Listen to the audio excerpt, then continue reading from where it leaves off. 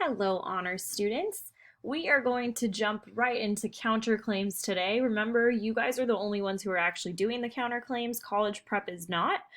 So this is just a little extra challenge for you guys since you're totally capable of it. You will still need your essay template in front of you. You see right here, there's going to be in body paragraph 1 and 2 places direct your counterclaims. There's tons of samples in here for you. So I'm kind of going to go over this slideshow quickly just because there's a lot of support already given to you. But basically, let's talk a little bit about a counterclaim. A counterclaim is essentially where you are acknowledging what the other side thinks, and then you're proving it wrong with even more evidence than you already had in your body paragraph. So this functions to really make your argument a lot stronger because you're pointing out and acknowledging, yes, the other side has said this, but they're still wrong, and here's why. And that's why the dog's so mad, right? Because he's going to prove them wrong, and that's what you're going to do in your essay too. So a counterclaim is usually between, I would say always try to do 3 sentences. One sentence, so the very first one, is you pointing out what the other side argues. It doesn't need to be a quote, but you can use one if you want. Remember, if you're using a quote, you do need to cite where you got it with the author's last name. So if you want to paraphrase, you can. That just means basically put it into your own words, or you can use a quote. That's up to you. So let's say you were arguing for deportation the entire time. In your body paragraph, you might be talking about economics, and you might be saying why deportation is the best for economics, right? And for the American economy. In this sentence, the first sentence of your counterclaim, you would say, some people who support amnesty say that amnesty helps the economy more because blah, blah, blah, whatever fact that you find in the articles, right? That would be what your first sentence is about. Your second and third sentence after that are then going to kind of give us new evidence or a new paraphrase, however you want to do it. You can either, again, take a quote from the articles or paraphrase, meaning to put that quote into your own words. Pay attention to where it says new right here. This should not be a piece of evidence that you've already used in this body paragraph. So if you already have a piece of evidence about immigrants taking jobs from American workers, do not use that again. We need a fresh new piece of evidence. It's almost like you're getting 3 pieces of evidence in this, right?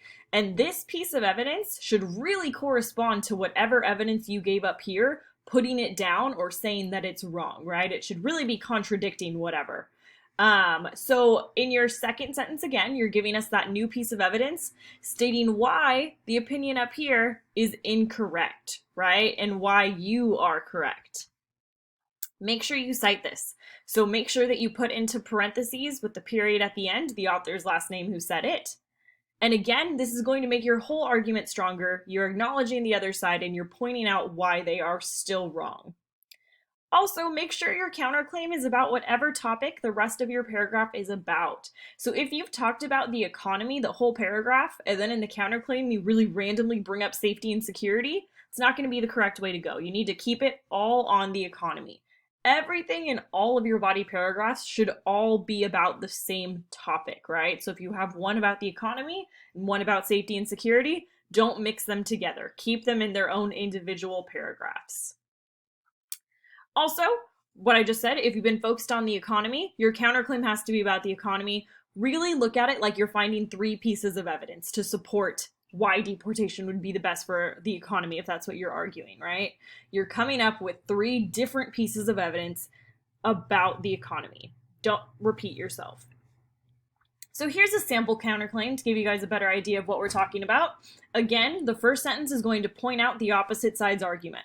So let's say that you're arguing for amnesty in your whole essay. You could say, some people claim that deporting illegal immigrants will help the economy more than amnesty because illegal immigrants do not pay income taxes and are a drain on the economy.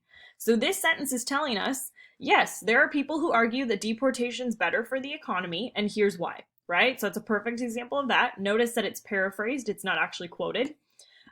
Your next 2 sentences, you are going to give evidence, and then you're kind of going to give a little bit of analysis, saying why the other side is wrong and why the new evidence you provided proves that you're correct. So you would say, however, this opposition is incorrect because if illegal immigrants are granted amnesty, they will be allowed to work legally and to pay income taxes. So that's your evidence, right? And then your kind of analysis right here is the addition of immigrants' tax revenue into the country will greatly contribute to the American economy. Then you put your citation. In this case, all of this came from the same article. This article right here is from procon.org. It's one of the additional fourth articles you guys can use if you want. So we only had to cite it once. If you have a different article here, cite this author and then cite the new one for this evidence down here, okay? But really, this is going to be kind of what we do. I'm going to walk you guys through the structure just a little bit more if we're still confused at all. So let's say that my main claim is saying amnesty is the best. And my subclaim, at least one of them, is focused on the economy, saying that amnesty helps the economy. So I'm going to give one piece of evidence on doing jobs. Let's say that I say immigrants take jobs others don't want, and that helps the economy. I have another piece of evidence on how they help the economy through buying goods and services, right? So that's my structure so far of my body paragraph. Then I get to my counterclaim. The counterclaim is always the last thing in the body paragraph before the concluding sentence.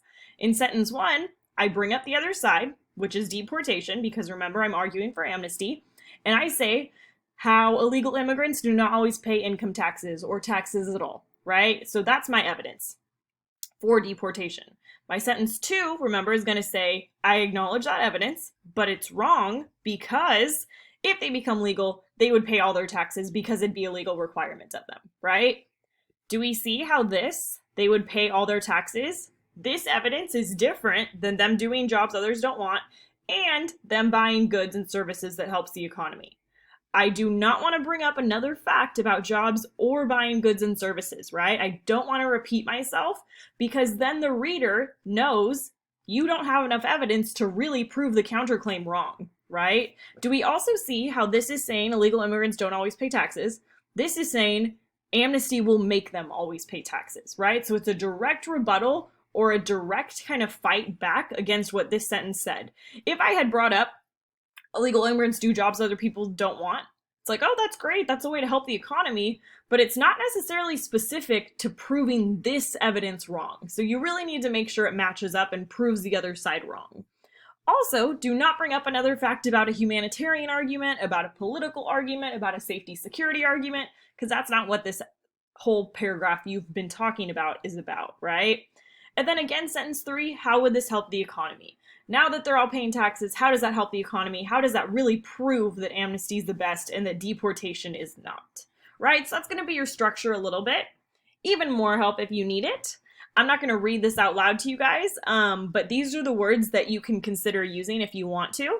And then this step that's underlined is kind of telling you what to do in those spaces, right?